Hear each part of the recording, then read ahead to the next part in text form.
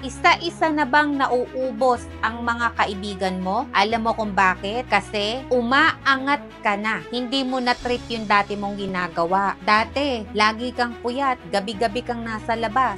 Ngayon, pinipili mo ng matulog ng maaga. Dati, gastos ka ng gastos. Ngayon, marunong ka ng magtipid at mag-ipon. Huwag ka magtataka kung bakit nauubos ang mga kaibigan mo. Kasi sign yan na umaangat ka na. May mga kaibigan na dumadating sa isang bahagi ng buhay mo, pero natatapos din yun. At merong mga palagi mo silang nakikita at sila yung una mong tinatawagan kapag meron kang mabigat na pinagdadaanan. Sino man dyan, yung mga kaibigan na meron ka, hindi mo talaga sila lahat makakasama kapag umaangat ka na. Habang mas gumagaling ka, nagkakaroon ng disiplina at mas nagiging successful. Mas kumukonti ang mga kaibigan na makakasama mo sa buhay.